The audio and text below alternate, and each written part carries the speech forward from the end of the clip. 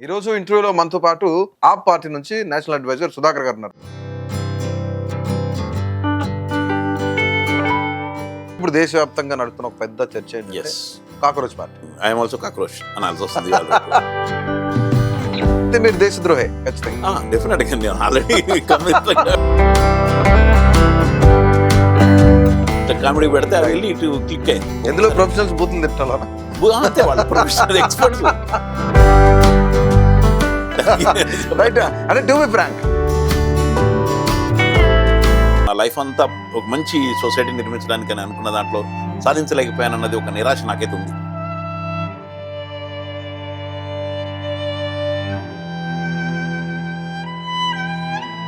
మిత్రుడు చనిపోయాడు communist party CPM పార్టీలో. బీజేపీ తర్వాత అధికారంలోకి వచ్చేస్తుందేమో కొన్ని ప్రాంతాల్లో అనుకున్న పరిస్థితులు కూడా ఉన్నాయి. అంటే ఒకటి, సింహం 2 అడుగులు వెనక్కేస్తే ఓడిపోయినట్టు కాదు, మళ్ళీ జంప్ చేస్తాయి. ప్రాఫిట్ అంతా దారి మళ్ళింది. లేదు. గోవా ఎలక్షన్స్ లో ఖర్చు పెట్టారు అనేది 65 కోట్లు ఎవరు ఇచ్చారు? శరచంద్రారెడ్డి కదా మన బీజేపీకి డొనేషన్ ఇచ్చింది. అవును. 100 కోట్లు మామూలు మాట కాదు అది. ఒక పార్టీగా అవతరించితే అభిజిత్ కి అంత పరిపక్వత ఉందా? లేదండి, వచ్చేసిన తర్వాత ఆయన మాట్లాడుతున్నట్టు చాలా అడిగలు చూశాను. కమ్యూనిస్ట్ పార్టీ అంతరించిపోయిందని చాలా మంది ఉన్నారు. మార్క్సిజాన్ని లెనినిజాన్ని ఇండియనే చేయలేకపోయారు. మీద కేసులు ఒకటి చాలా పెద్ద ఎత్తున వేశారు, కార్యకర్తల మీద కేసులు వేశారు. ఎందుకంటే ఒకప్పుడు నేను ఎట్లాగ ఎంతమంది కమ్యూనిస్ట్ పార్టీ చేసినట్లు మనకి కాలేదనుకున్నప్పుడు, కానీ సూర్యుడు పడమరను ఉదయిస్తాడేమో కానీ కమ్యూనిస్టులు కలవరు. ఈరోజు అభిజిత్ రాగానే అదే చెప్పాడు. 6 చనిపోయారు, లిస్ట్ అంబేద్కర్ బుక్ తీసి చూపిస్తా ఉన్నాడు.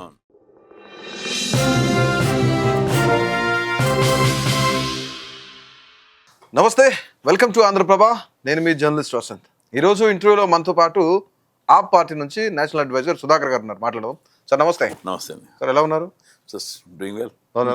రైట్, అంటే మీరు కన్వీనర్ గా ఉన్నారు గతంలో, ఇప్పుడు అడ్వైజర్ గా ఉన్నారు. బట్ అంటే పార్టీ నిదానం ఒకప్పుడు ఆప్ అనగానే దేశంలో ఈ పార్టీ బీజేపీ తర్వాత కొంచెం స్ట్రాంగ్ గా ఉంది, అధికారంలోకి వచ్చేస్తుందేమో కొన్ని ప్రాంతాల్లో అనుకున్న పరిస్థితులు కూడా ఉన్నాయి. బట్ ఇప్పుడు ఆప్ పూర్తిగా స్లో డౌన్ అయింది ఆఫ్టర్ లిక్కర్ కేస్. ఏంటి పరిస్థితులు, ఎందుకు అట్లా? అంటే ఒకటి, సింహం 2 అడుగులు వెనక్కేస్తే ఓడిపోయినట్టు కాదు, మళ్ళీ జంప్ చేస్తాయి. ఎందుకంటే ఆమ్ ఆద్మీ పార్టీ 10 సంవత్సరాల్లోనే నేషనల్ పార్టీగా రికగ్నైజ్ వచ్చేసింది. మామూలు మాట కాదు. పెద్ద పెద్ద పార్టీలే రాలేవు. నిజంగా ఒక స్థానిక పార్టీగా మొదలైన పార్టీ నేషనల్ పార్టీగా రావడం అనేది ఇంతవరకు ఏ పార్టీ రాలేదు అట్లా. ఇక్కడ మీరు బీఆర్ఎస్ తీసుకోండి, ఇంకో పార్టీ తీసుకోండి, ఏ పార్టీలు కూడా నేషనల్ పార్టీకి ఎదిగి లేవు ఇంతవరకు. This only the party, Aam Aadmi Party ఒకటే నేషనల్ పార్టీకి ఎదగలిగింది అంత షార్ట్ టైంలో. వచ్చిన తర్వాత ఏంటంటే నిలబెదకపోవడం అనేది న్యాచురల్గా ప్రాబ్లం ఉంటుంది. ఎందుకంటే మనకి పంజాబ్ ఎన్నికల ఆ టైంలోకి వచ్చేటప్పుడు, అంత ముందుకు వచ్చేటప్పటికి కేజ్రీవాల్ గారు ఒక థర్డ్ ఆల్టర్నేట్ కిందకి వచ్చేసారు. రైట్. అది ఒకటేసారి అందరికీ కంగారు పుట్టించింది, పర్టికులర్గా కాంగ్రెస్కి బీజేపీకి ఇద్దరికి. ఎందుకంటే కాంగ్రెస్ ఏంటంటే ఎప్పటి నుంచో వాళ్ళు మెల్లమెల్లగా ప్లాన్ అవుట్ చేసుకుంటూ, ఇక ప్రైమ్ మినిస్టర్కి ఈయన మీద ఎప్పుడైతే యాంటీ ఇన్కంబెన్స్ వస్తుందో, ఇక మేము prime minister alternate candidate Congress Rahul Gandhi అన్నట్టుగానే వాళ్ళు ఎక్స్పోజ్ చేసుకుంటూ వస్తున్నారు. సడన్గా ఈయన మధ్యలో వచ్చేటప్పటికి అరే ఇది రేపొద్దున డేంజర్ అవుతుంది మాకు అని ఈయన కూడా కత్తి కట్టాడు, మోడీ కూడా కత్తి కట్టాడు. ఎటు వచ్చి డైరెక్ట్గా అటాక్ మొదలుపెట్టింది మోడీ గారే. సో దాంట్లో ఆయన ఎలా ఇన్ని పెట్టాలి, ఎలా ఆమ్ ఆద్మీ పార్టీని పెట్టాలి అని చూశారు. ఎందుకంటే మీకు అయితే బాగానే చూశారు, ఇప్పటివరకు కూడా ఫెడరల్ వ్యవస్థని మొత్తం భ్రష్టు పట్టించేటట్టుగా 8 రాష్ట్రాల్లో మైనారిటీ ప్రభుత్వాలు ఏర్పాటు చేసుకున్నారు. ఎమ్మెల్యేలు కొన్నారు, దాదాపు 100-200 మంది ఎమ్మెల్యేలని కొనిపడేసేసి ప్రభుత్వాలు మార్చారు. అర్ధరాత్రి గవర్నర్ లేపి 4 గంటలకి ఓట్లు చేయించింది మనం చూసాం. మొన్న కూడా తమిళనాడులో కూడా ఒక్కటే ఎమ్మెల్యే ఉండే, అయినా గవర్నరు ప్రాబ్లంతో ఆపి ఏం చేయాలా ప్రయత్నాలు చేసి రాకుండా చేయడానికి ఎన్నో ప్రయత్నాలు చేశాడు. ఎందుకంటే ఏమైనా కానీ అది రాకూడదు, వేరే వాళ్ళు వచ్చినా పర్వాలేదు అన్నట్టుగా ఆయన ప్రయత్నం చేశాడు. అన్ని రాష్ట్రాల్లో కూడా వీళ్ళు కొలగొట్టడం ట్రై చేస్తున్నారు. తర్వాత ఈడీ సిబిఐలు పెట్టి చేసి ప్రభుత్వాన్ని కొలగొట్టడం మనం చూసాం, తీసుకోవడం చూసాం. మొన్న ఎప్పుడు వెస్ట్ బెంగాల్ ఎవరైతే సుధేంద్ర అధికారి ఈయనే 10 సంవత్సరాల క్రితం 6 సంవత్సరాల క్రితం కరప్టెడ్ అని చెప్పి వాళ్ళ మీద పుస్తకం వేశారు. 2000 కోట్లు తిన్నాడని చెప్పి బీజేపీ వాళ్ళు ఆయన్ని పట్టుకొచ్చి ఇప్పుడు సీఎం పెట్టారు. ఇక్కడ అజిత్ పవార్ కావచ్చు, ఇక్కడ జగన్ బల్బల్ కావచ్చు, ఇక్కడ ఈ రాష్ట్రంలో కావచ్చు, మన రాష్ట్రంలో సీఎం రమేష్, కావూరు సాంబశివరావు, వీళ్ళందరూ కూడా ఇంతకుముందు వీళ్ళందరి మీద ఈడీ సిబిఐ రైడ్లు అయినాయి. అయిన తర్వాత వీళ్ళందరూ తీసుకున్నారు. బీజేపీ పార్టీ అధికారంలోకి వచ్చింది 2014లో, అంటే అంతకుముందు కాంగ్రెస్ వాళ్ళు కూడా చేశారు. కానీ వీళ్ళు వచ్చిన తర్వాత 5223 కేసుల్లో ప్రూవ్ అయిన 5-6 కేసులు కూడా లేవు. 2000 దాంట్లో ఉన్న 2000 మంది దాదాపు బీజేపీలో జాయిన్ అయిపోయారు. అయిపోయిన తర్వాత వాళ్ళందరూ కూడా క్లీన్ చిట్ అయిపోయారు. వాళ్ళ మీద కేసులు నడవటం లేదు. ఇదే ప్రశ్న వాళ్ళని వేస్తే కేసులు ఎత్తేలేదు కదా అంటారు. అంటే వాళ్ళ మీద అరెస్ట్ మాత్రం చేయరు. కానీ ఇక్కడికి వచ్చేటప్పటికి ఈయన మాత్రం బెదిరించి ఏదో పద్ధతిలో లొంగ తీసుకుని ట్రై చేశారు. దాంట్లో లిక్కర్ కేసు. నిజంగా మీకు ఒకటి ఐరానీ ఏంటంటే చెప్పిన దాంట్లో ఇప్పటికి కూడా ఒక సర్ప్రైజింగ్ ఏంటంటే దాంట్లో ఎక్స్పోజ్ చేయడంలో మేము కూడా కొంచెం మిస్టేక్ మాది కూడా ఉండొచ్చు. మా సోషల్ మీడియా కూడా మాది మేము ఎంత కావచ్చు. ఈ రోజుకి ఏదైతే ఢిల్లీలో లిక్కర్ పాలసీ అన్నారో అదే పాలసీ పక్కనే ఉన్న హర్యానాలో ఇంప్లిమెంట్ అవుతుంది. The same policy. మీరు ఇప్పుడు ఎక్కడన్నా చెక్ చేసుకోండి. నేను మీ ద్వారా మీరు ఎవరితో ఛాలెంజ్ చేయించండి, బీజేపీ వాళ్ళకి అడగండి. Same liquor policy. ఇక్కడైతే 1+1 స్కీమ్ అని అది ఇది అన్నారు కదా, the same thing is happening even now today. నేను చెప్తాను దానికి కొన్ని. ఎందుకంటే ఇప్పుడు ఫర్ ఎగ్జాంపుల్ 2000 రూపాయలకు దొరికే బాటిల్ కన్నాట్ ప్లేస్లో అది మీరు అక్కడ మెట్రో ఎక్కి 60 రూపాయలు మెట్రో ఎక్కి గురుగాంలో దిగితే పక్కనే ఉంటాయి 24 hours నడిచే లిక్కర్ షాపులు ఉన్నాయి, పెద్ద పెద్ద సూపర్ మార్కెట్లే ఉంటాయి అక్కడ. ఓకే, అక్కడ దిగితే అది 1000 రూపాయలే. నీకు 2 బాటిల్ మెట్రోలు తెచ్చుకోవచ్చు. బట్ లిక్కర్ స్కామ్లో అనేకమైన కోణాలు ఉన్నాయి. అంటే ఒక షాప్కి కొంత రాయితీ ఇవ్వడం కానీ, లేదంటే కొన్ని టైంలో ఎక్కువ టైం సరఫరా చేసుకోవడానికి కానీ, లేదంటే హోమ్ డెలివరీ ఇవ్వడానికి, ఇలాంటివి చాలా ఉన్నాయి కదా. నేను ఇదే చెప్తున్నాను. ఇక్కడ ఆఫ్ రేట్లు దొరుకుతున్నాయి అక్కడ.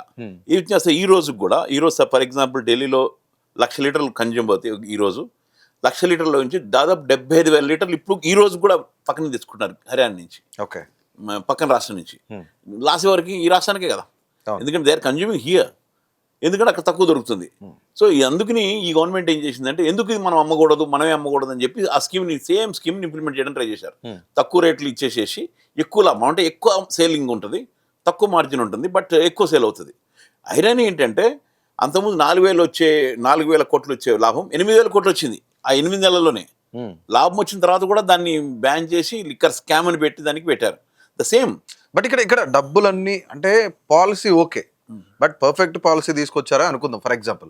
కానీ ఇక్కడ వచ్చిన ఏదైతే ప్రాఫిట్ వచ్చిందో ఆ ప్రాఫిట్ అంతా దారి మళ్ళింది, గోవా ఎలక్షన్స్ లో ఖర్చు పెట్టారు అనేది చాలా పెద్ద. దాన్ని ప్రాఫిట్ అనలేదు. ఇక్కడ ఏమన్నారంటే ఇక్కడ అన్నది 100 కోట్ల రూపాయల లంచం వెళ్ళింది, అది వెళ్ళింది అన్నారు. ప్రాఫిట్ గురించి మాట్లాడలేదు. ప్రాఫిట్ అక్కడ మీకు లిటర్ కనబడుతుంది. అక్కడ 4,000 కోట్ల రూపాయలు ఎక్స్ట్రా వచ్చింది. అది ఈ 100 కోట్లు మారింది అన్న దాంట్లో శరత్చంద్రారెడ్డి, మాగుంట మాగుంట ఆయన, తర్వాత అఫ్ కోర్స్ కవిత, వీళ్ళందరూ కలిసి ఇచ్చారు అని చెప్పన్నారు. వీళ్ళందరూ రేపు ఏమయ్యారు? అక్కడ 65 కోట్లు ఎవరు ఇచ్చారు? శరత్చంద్రారెడ్డి కదా మన బీజేపీకి డొనేషన్ ఇచ్చింది. ఆయన బెయిల్ వచ్చింది, వెళ్ళిపోయాడు. మాగుంట ఎంపీ అయిపోయి కూర్చున్నాడు ఆయన. అక్కడ జరిగింది కరప్షన్, ఇక్కడ జరగలేదు. మరి ₹1 దొరకాలి కదా ఎవరికైనా? దొరకలేదు కదా, ఎక్కడన్నా దొరకాలి కదా. సమ్వేర్ ట్రాన్సాక్షన్ అనేది 100 కోట్లు మామూలు మాట కాదు అది. సో బ్లాక్లో పెట్టినా ఏ హోటల్కి పేమెంట్ ఇచ్చారనో లేదా ఇంకెవరికి ఇచ్చారనో లెక్కలు దొరికిపోతాయి, పెద్ద కష్టం కాదు. మీకు అంతా కలిగితే కనుక 29 లక్షల రూపాయలు లెక్కలు దొరకలేదు అక్కడ గోవాలో ఎన్నికల ఖర్చులు. ఎందుకంటే ఎవ్రీథింగ్ ఈస్ నీకు అకౌంట్ పే ఉంటుంది అక్కడ, మా దగ్గర అకౌంట్స్ అన్ని కూడా. సో అలా జరిగినాయి. రైట్. అంటే మనం ఇక్కడ లిక్కర్ కేసు అనేది పక్కన పెడితే, ఒకప్పుడు అరవింద్ కేజ్రీవాల్ అనగానే దేశవ్యాప్తంగా చాలా మంది చదువుకున్న వాళ్ళు, రే ఈ పర్సన్ చూడండి జేబులో ఒక రినాల్స్ పెన్ పెట్టుకుంటాడు, చెప్పులు వేసుకొని వస్తాడు, జస్ట్ నార్మల్ సాదా సీదా ఒక మనిషి ఎలా ఉంటాడు, ఒక ఎంప్లాయ్, మిడిల్ క్లాస్ ఎంప్లాయ్ ఎలా ఉంటాడు, అలాంటి బట్టలు వేసుకొని బస్సులో జర్నీ, మఫ్లర్ కట్టుకొని ఈ విధంగా ఉన్న అప్పుడు చాలా మంది అట్రాక్ట్ అయ్యారు.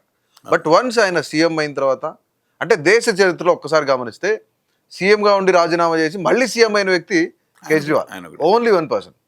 బట్ అలాంటి వ్యక్తి ఈరోజు దాదాపుగా పార్టీ డౌన్ఫాల్ అవుతుంది, ఆయన ఎక్కడ పట్టించుకోవడం లేదు, ఏం మాట్లాడలేదు. ఎందుకు జరుగుతుంది? బ్యాక్ హ్యాండ్ ఏం జరుగుతుంది అసలు? అంటే ఒకటి కావచ్చండి. ఏమైందంటే మీద కేసులు ఒకటి చాలా పెద్ద ఎత్తున వేశారు, కార్యకర్తల మీద కేసులు వేశారు. ఈ మధ్యన 7 ఎంపీలు మొత్తం దాదాపు పార్టీ అంతా పోయినట్టే. అది మన ఎంపీలు మాకు ఉన్నదే 10 మంది ఎంపీలు, అయితే 7 వెళ్ళిపోయారు. ఎందుకంటే నా సామధాన భేద దండోపాయాలని ఉపయోగిస్తుంది బీజేపీ, తక్కువేం కాదు వాళ్ళకి ఎలాగన్నా. ఎందుకంటే ఇంతవరకు వాళ్ళకి ఏంటంటే అంతా ఈ కరప్టెడ్ అందరూ వస్తున్నారన్న పేరు ఉండేది. ఇప్పుడు వీళ్ళంతా ఎడ్యుకేటెడ్. నిజానికి వెళ్ళిపోయిన 7 దాదాపు ఎడ్యుకేటెడే, ఎవరు తక్కువేం కాదు, ఎవరు మళ్ళీ ఎవరు కరప్టెడ్ కూడా కాదు. వీళ్ళని మార్చగలిగారు వాళ్ళు. అది ఎలా మార్చారు ఏంటన్నది ఇప్పటికీ సర్ప్రైజింగ్ మా అందరికి కూడా. ఎందుకంటే సందీప్ పాఠక్ లాంటి వాళ్ళు general secretary of the party, and Raghav Chadda మంచి హైలీ ఎడ్యుకేటెడ్, ఆయన హైలీ ఎడ్యుకేటెడ్, నాన్ కరప్టెడ్. మళ్ళీ ఆయన కూడా వాళ్ళు ఏమి డబ్బులు తిని 100 కోట్లు సంపాదించిన వాళ్ళు కాదు. బట్ రాఘవ్ చద్దా లాంటి వాళ్ళని పోగొట్టుకోవడం ఆపు దురదృష్టం. ఇది ఆపుకి ఎందుకు అంటే ఆయన ప్రజా సమస్యల మీద దేశంలో ఏదైతే ప్రజా సమస్యలు ఉన్నాయో అది ఫోన్ రీఛార్జ్ కానివ్వండి, డీజిల్ గురించి కానీ, పెట్రోల్ చాలా గురించి చాలా కానీ, సమస్యలు. రైల్వేస్ గురించి కానీ, ప్రతి సమస్య గురించి ఆయన బయటికి తీసుకొచ్చాడు. ఎందుకు ఆయన్ని పార్టీ నుంచి సస్పెండ్ చేయాల్సి వచ్చింది? ఏంటి అసలు ఏం జరిగింది? అంటే ఒకటి ఈ విషయంలో ఇంకోటి నేను క్లారిటీ చేయాలి మీకు. ఈ సమస్యలన్నీ ఎప్పుడైతే ప్రజలకు వచ్చిందో అప్పుడు జరగలేదు నిజానికి. అది 1 year back 2 years back incidents అన్ని మళ్ళీ మీకు రీల్స్ వేసుకుంటూ వచ్చారు. అది ఓకే. నేను వేస్తున్నప్పుడే డౌట్ వచ్చింది ఈ సమస్యలన్నీ. ఎందుకంటే ఇప్పుడు మనం మామూలుగా మేము ఏం చేస్తాం, పార్టీలు ఉన్నప్పుడు మన పార్టీ నాయకత్వానికి మనం పంపిస్తాం. మేము ఇక్కడ ఏదైతే ఆధార్ కార్డు పెట్టాలి ఓటింగ్ అన్నది నేను ఇక్కడ మేము రాజ్ కుమార్ గారికి పెట్టి మేము మా ఢిల్లీకి పంపాను నేను. తర్వాత బయోమెట్రిక్ పెట్టాలన్నది కూడా మేమే ప్రపోజల్ ఇచ్చి పంపాం. మేము ఇచ్చిన ప్రపోజల్స్ అక్కడ పెట్టారు. అది అందరు ఇచ్చినాయే, జనరల్గా జరిగేది అదే కదా, కార్యకర్తలు ఇచ్చినాయి. అవి ఎప్పుడో పెట్టినాయి, ఇప్పుడు కాదు. అది ఈ మధ్యన ఎక్స్పోజ్ చేసుకుంటూ వచ్చాడు ఆయన. అది చేస్తున్నప్పుడు మాకు డౌట్ వచ్చింది, ఇదేదో సంథింగ్ ఈజ్ హ్యాపెనింగ్, ఎవరో దీని వెనకాల ఉన్నారనేది. ఎందుకంటే సోషల్ మీడియా ప్రచారం చేసిన తర్వాత కూడా ఒక ఢిల్లీ వరకు పరిమితం జనరల్గా. ఇక్కడ కూడా తెలంగాణలో కూడా ఈ తెలుగు మీడియా కూడా చర్చించడం మొదలుపెట్టింది. అంటే ఎంత ఎత్తున దానికి వెళ్ళగలిగారు అంటే దానికి డబ్బులు ఇవ్వకుండా మాత్రం ఎక్కడ అంత ప్రమోషన్ జరగదు. సో దాని మీద చాలా ఖర్చు పెట్టారన్నది అప్పుడే నాకు డౌట్ వచ్చింది. ఎక్కడో వెనకాల ఏదో జరుగుతుంది గూడు పుట్ట అని అనుకున్నాం, జరిగింది అనేది అర్థమైపోయింది. బీజేపీ దాని వెనకాల ఉంది. మరి ఏ పద్ధతి రాఘవ చద్దా అన్ఫెయిర్ అనే ఫెయిరే, కానీ ఏదో పద్ధతులు ఎక్కడ అంటే ఈ పద్ధతుల్లో నేను అనేది మీరు అంటున్నారు కదా ఎక్స్పోజ్ చేసుకుంటూ వస్తున్నారు అని. అంటే ఈ పద్ధతుల్లో రాఘవ చద్దా అనే వ్యక్తి అన్ఫెయిర్ అని చెప్తారు. అంటే ఒకటి సమాధాన భేద దండోపాయాల్లో ఇది దండోపాయం ఒకటి, లేకపోతే ఇంకా భేదం సృష్టించడం కానీ, లేకపోతే ఇంకేదైనా చేయడం కానీ, వీటికి డబ్బులు ఏం కరెక్షన్ అవసరం లేదు. ఇప్పుడు ఆయన భార్య సినిమా యాక్టర్, ఎక్కడున్నా ఇరికిచ్చుంటారు అక్కడ. నీ సినిమా యాక్టర్ ఛాన్స్ లేకుండా చేస్తామని ఉంటారు, లేకపోతే ఇంకేదైనా చేస్తుండొచ్చు, ఇంకేమైనా బెదిరించారు. They can do anything. అంటే పార్టీ ఎందుకు ఆ స్టాండ్ తీసుకుంది? అంత చక్కగా మాట్లాడే వ్యక్తిని ఎందుకు తీసుకుంది పార్టీ? ఏమైనా తెలిసిందా అంటే బీజేపీ దీని వెనకుందనేది ఏమైనా ఎక్స్పోజ్ అయింది? అటువంటివన్నీ ఏదో వచ్చి ఉండాలి డెఫినెట్గా తెలిసి ఉండాలి. నేనే కనుక్కోగలిగినప్పుడు కేజ్రీవాల్ గారు కనుక్కోలేరు ఆ మాత్రం. సో ఎక్కడో జరిగి ఉండాలి అదంతా, అందుకని దాన్ని చేసుకుండాలి. తర్వాత బీజేపీ క్యాన్ డూ ఎనీథింగ్. మనమేం మనకి పెద్ద ఆశ్చర్యం ఏం లేదు, బీజేపీ చేయలేదు అన్నది ఏం లేదు. They can do anything. ఎందుకంటే మోడీ షాలు కలిశారంటే కనుక ఎటువంటి దానాన్ని మార్చగలుగుతారు. ఎందుకంటే ఇంతకుముందు బీజేపీ కాదు, నాకు తెలిసిన బీజేపీ ఒక టైంలో వాజ్పేయి గారు ఉన్నప్పుడు వాళ్ళకి కావాల్సింది ఒక 2 సీట్లే, కొన్ని నిబద్ధతతో ఉండే 2 సీట్లే. 2 సీట్లకి అనేది అసలు ఇప్పుడైతే ఈజీ. అప్పుడు 2 సీట్లు ఉంటే నేను ప్రభుత్వం ఫామ్ చేయలేనని చెప్పి 13 రోజులు మాత్రమే ఆయన ప్రైమ్ మినిస్టర్ ఉండి రాజీనామా చేసి వెళ్ళిపోయాడు. That was BJP at the time. ఇప్పుడు బీజేపీ అది కాదు, నీకు 2 సీట్లే కాదు, 1 సీటు ఉంటే తమిళనాడులో అధికారం కోసం ఆపగలిగిన బీజేపీ. అది మైనారిటీ ఉన్న జయించగలుగుతారు వాళ్ళు. దాని దే ఆర్ ఎక్స్పర్ట్స్. సో అందుకని ఏంటంటే ఏదైనా చేయగలిగిన సత్తా మోడీ షాలకు ఉంది. బట్ ఇక్కడ రాఘవ చద్దా విషయంలో ఒక విషయం అడుగుతాను నేను చాలా క్లియర్గా. అంటే మీ అంతర్గత పార్టీ విషయాలు మీరు చెప్పకపోవచ్చు, కానీ బయట నడుతున్న ఒక పెద్ద చర్చ ఏంటంటే కేజ్రీవాల్ కన్నా రాఘవ చద్దా కొంచెం ఎక్స్పోజ్ ఎక్కువ అవుతున్నాడు. బాగా ఆయన దేశవ్యాప్తంగా ఆయన గురించే మాట్లాడుకుంటున్నారు. కేజ్రీవాల్ని పక్కన పెట్టేశారు, కేజ్రీవాల్ దాటేసి ముందుకెళ్తున్నాడు. కేవలం అందుకోసం మాత్రమే పార్టీ నుంచి ఆయన తప్పించారు, ఫ్లోర్ లీడర్గా తప్పించారు అనేది నేను ఇంతకుముందు కూడా చెప్పాను. ఆయన ప్రచారం అంతా ఎక్కడ జరిగింది అంటే నెక్స్ట్ ప్రైమ్ మినిస్టర్ ఎవరు అన్నది. నాకు నిజంగా ఆశ్చర్యకరం ఏంటంటే నేను 50 సంవత్సరాలు 52 సంవత్సరాల రాజకీయ ఎక్స్పీరియన్స్లో అసెంబ్లీలో కానీ పార్లమెంట్లో కానీ 2 క్వశ్చన్లు రైట్ చేసినంత మాత్రం పార్లమెంట్కి వెళ్ళిపోయారు. ఎందుకంటే he cannot win parliament seat. ఆయన ఎలక్షన్స్లో గెలవలేడు, అంత ఈజీ కాదు. ఒక అసెంబ్లీకి ఢిల్లీలో గెలవగలిగాడే కానీ పంజాబ్లో గెలవలేడు. ఆయన రాజ్యసభ సీట్ అది. It was given by the MLAs నుంచి ఎన్నుకున్న రాజ్యసభ సీటు. ఆయన గెలిచి ఎప్పుడు పార్లమెంట్కి వెళ్ళాలి. ఎప్పుడు ఆయన స్థానికంగా పనిచేసినోడు కాదు, ఒక కార్యకర్తగా వచ్చినోడు కాదు. ఆయన కేజ్రీవాల్ వేవ్లోనే ఎమ్మెల్యే అయ్యారు. ఇప్పుడు అయిన ఎమ్మెల్యేలు అందరూ అంతే, కేజ్రీవాల్ వేవ్లో అయినోళ్ళే కానీ సొంతంగా గెలిచినోళ్ళు కాదు. ఎందుకంటే అల్కాలమ్మ ఉందనుకోండి, అప్పుడు ఎమ్మెల్యేగా కేజ్రీవాల్ గెలిచింది. ఆ తర్వాత 2000 ఓట్లు రాలేదు కదా ఆమెకి. కేజ్రీవాల్ వేవ్తోనే ఈరోజు ఎవ్వరు గెలిచినా కేజ్రీవాల్ వేవ్తోనే గెలుస్తారు. నేను అంటాను ఇప్పుడు ఇంక్లూడింగ్ సంజయ్ సింగ్ కూడా రాజ్యసభ మెంబరే. ఈయనకంటే ఇప్పుడు ఆయన సంజయ్ సింగ్ నిజానికి రాఘవ్ చడ్డా కంటే కూడా పాపులర్. మరి ఆయన ఏం ఆపలేదు కదా, ఈయన ఈజ్ డూయింగ్ ఫర్ అదే కదా. బట్ ఇక్కడికి వచ్చేటప్పటికి ఏమైందంటే సంజయ్ సింగ్ పాపులారిటీ అంతా ఆయన మాటలు రియాలిటీలో వస్తుంది. ఈయనంతా నేను ఇంతకుముందు చెప్పాను చూడండి, ఎప్పుడో పాత కేసులన్నీ తీసుకొచ్చి ప్రచారం చేసుకుని ఆల్టర్నేట్ ప్రైమ్ మినిస్టర్ క్యాండిడేట్ అని పెట్టడంలోనే నాకు డౌట్ వచ్చింది. ఎందుకంటే ఇంపాసిబుల్, రాజకీయాల్లో 4 క్వశ్చన్లు వేసినంత మాత్రం ప్రైమ్ మినిస్టర్ ఎట్లా అయిపోతాడు, ఎట్లా ఫైనాన్స్ మినిస్టర్ అయిపోతారు? క్వశ్చన్లు వేసినంత మాత్రాన. ఈ క్వశ్చన్లు చెప్తున్నారు కదా, నేను 2004 నుంచి మేము ఎన్నోసార్లు చాలాసార్లు రైట్ చేసినాయి అన్ని చోట్ల రైట్ చేయించాను నేను ఈ సమస్యలన్నీ కూడా. అంత మాత్రం అయిపోతారా? కాలేరు కదా. అప్పుడే మాకు డౌట్ వచ్చింది, ఏదో సంథింగ్ ఆల్టర్నేట్ జరుగుతుంది, ఒక ప్రైమ్ మినిస్టర్ క్యాండిడేట్కి ఆల్టర్నేట్గా ఏదో ఎక్స్పోజ్ చేస్తున్నారు అన్నట్టుగా అనిపించింది. కానీ ఇంపాసిబుల్, ఉల్టా లట్కాయించిన ప్రైమ్ మినిస్టర్ క్యాండిడేట్ కావడం అనేది అంత ఈజీ కాదు అది. సో అక్కడ జరిగిందే అది. అంతేగాని రాఘవ చడ్డ అంత పాపులారిటీ ఏం లేదు. అది అది మన సోషల్ మీడియా నుంచి వచ్చిన ప్రచారం మాత్రమే ఎక్స్ప్లోర్ చేసుకున్నాడు ఎక్కువ. చేసుకున్నాడు. నేను చెప్తున్నాను కదా, చాలా ఖర్చు పెట్టారు దాని మీద, డెఫినెట్గా ఖర్చు పెట్టారు. రైట్. ఎస్పెషల్లీ ఇప్పుడు దేశవ్యాప్తంగా నడుస్తున్న ఒక పెద్ద చర్చ ఏంటంటే ఎస్, కాక్రోచ్ పార్టీ. ఈ కాక్రోచ్ పార్టీ బ్యాక్ బోన్గా ఉంది ఆప్ అనేది చర్చ జరుగుతుంది. ఎంతవరకు మీకు వాళ్ళకి సంబంధాలు ఉన్నాయి? ఎందుకంటే ఇంతకుముందు deputy CM, Delhi deputy CM Manish Sisodia గారు, ఆయన పొలిటికల్ స్ట్రాటజిస్ట్గా ఉన్న వ్యక్తే అభిజిత్. అవును. బట్ అంటే నేను ఇంత దూరం రావడానికి కారణం కూడా మీరే అని ఆయన ఒక పోస్ట్లో పెట్టడం గతంలో మనం చూసాం. బట్ నిజంగానే ఈ సీజేపీ వెనుక ఆప్ ఉందా వెన్నుముకగా? ఒకటే ముందు చెప్తాను, ఒకటి నేను ఐఎమ్ ఆల్సో కాక్రోచ్ అనాల్సి వస్తుంది ఎందుకంటే అయితే మీరు దేశద్రోహే ఖచ్చితంగా. డెఫినెట్గా నేను ఆల్రెడీ కమ్యూనిస్ట్ కాబట్టి ఆమ్ ఆద్మీ పార్టీ ఉన్నాను టెర్రరిస్ట్ అయినా అవుతారు, అయితే దేశద్రోహం అవుతారు. ఆల్రెడీ మమ్మల్ని ముద్ర వేసిన వాళ్ళే అంత. నా సోషల్ మీడియాలో నేను పోస్ట్ పెట్టగానే వెనకాల కమ్మీలు అంటారు, ఎర్రపందులు అంటారు, బూతులే పెడతారు మా మీద. ఇదొక ఆశ్చర్యం కాదనుకోండి. బట్ రియాలిటీలో ఇవాళ ఇప్పుడు వచ్చే ఉద్యమం ఇట్స్ ఎక్సలెంట్ అండి. ఇవాళ మార్నింగ్ నుంచి అబ్జర్వ్ చేస్తూ ఉన్నాను నేను, మార్నింగ్ నుంచి కాదు, 10 రోజుల నుంచి 15 రోజుల నుంచి, thanks to CJ chief justice. ఎందుకంటే నేను జెన్జీ ఉద్యమాలు ఈ పక్కననే చూసా. నేను వీటన్నిటికంటే ముందు ఇంకోటి చెప్పాలి యాక్చువల్గా హిస్టరీ. ఒక 2010 ఆ ప్రాంతాల్లో జాస్మిన్ రెవల్యూషన్స్ అని వచ్చినాయి. ఓకే. ఇది ఈ అరబ్ కంట్రీస్లో, ఈజిప్ట్లో, ఆ పక్కన చుట్టుపక్కల ఉన్న అన్ని దాదాపు చిన్న చిన్న దేశాలన్నింటిలో కూడా 7-8 దేశాల్లో మొత్తం అన్ని చోట్ల చేంజ్ వచ్చినాయి. ఎట్లా వచ్చింది తెలుసు? The same way. అప్పుడు ఇంకా ఈ వాట్సాప్లు ఇవన్నీ లేవు, సోషల్ మీడియా లేదు. సోషల్ మీడియాలో ఓన్లీ ఈమెయిల్ మాత్రమే ఉండేది. ఈమెయిల్ తోటి ఈజిప్ట్ క్యాపిటల్ సెంటర్లో 1,00,000 మంది జమ అయ్యేటోళ్ళు ఈమెయిల్స్ తోటి. కేవలం ఈమెయిల్. మీరు ఒకసారి గూగుల్ కొట్టి చూడండి. కొన్ని చోట్ల ప్రభుత్వాలు పడేశారు అప్పుడు. ట్యూనీషియా ఏంటి, పక్క రాష్ట్రం ఏంటి, ఇంకో చాలా 7-8 రాష్ట్రాలు జరిగింది అది. ఈజిప్ట్లో జరిగింది ఇవన్నీ. వీళ్ళందరూ నాకు చాలామంది మధ్యలో అంతా చర్చ చేయడం మొదలుపెట్టారు. పెద్ద పెద్ద వాళ్ళని కాంటాక్ట్ చేశాను ఈ మధ్యన, కొంత ఐఏఎస్ రిటైర్డ్ వాళ్ళని చాలా మందిని కాంటాక్ట్ చేశాం. ఏం చేద్దాం ఈ బ్యాక్గ్రౌండ్లో అని. అరే ఇదేమవుద్దు సుధాకర్, జస్ట్ సోషల్ మీడియాది వచ్చి ఇటు బుడుంగుని వెళ్ళిపోద్ది అంటే, లేదండి మీరు రీకలెక్ట్ చేయండి, 2010లో జరిగింది. అప్పుడున్నది ఈమెయిల్స్ ద్వారానే ప్రభుత్వాలను కూలగొట్టగలిగిన దేశాలు ఉన్నాయి, కనబడుతున్నాయి మనకి. జాస్మిన్ రెవల్యూషన్ పేరు మీద ఇది ఇంకా పవర్ఫుల్ అవుద్ది. డెఫినెట్గా it's going to become powerful. But only thing is that మన లీడరుకి సపోర్ట్ కావాలి కొంతమంది అని. అనుకోకుండా ఈయన సోనం వాంగ్చుక్ దిగాడు, ఇటు రవి ఈయన దిగాడు, ఇక్కడ కూడా కొంతమంది నేను మాట్లాడాను అనుకోండి. సో వాళ్ళు దిగటం ఒకటి మంచి ప్లస్ పాయింట్ అయింది. సో ఇక్కడ ఏంటంటే మీరు అన్నట్టు ఆమ్ ఆద్మీ పార్టీ మనిషి అయిన ఇంతకుముందు 2020లో ఆమ్ ఆద్మీ పార్టీలో జాయిన్ అయినాడు. 2 years ఆమ్ ఆద్మీ పార్టీ యాక్టివ్ పనిచేశాడు. పంజాబ్ ఎన్నికలకి దానికి దీనికి చేశాడు. తర్వాత ఎడ్యుకేషన్ పర్పస్ మీద వెళ్ళిపోయాడు.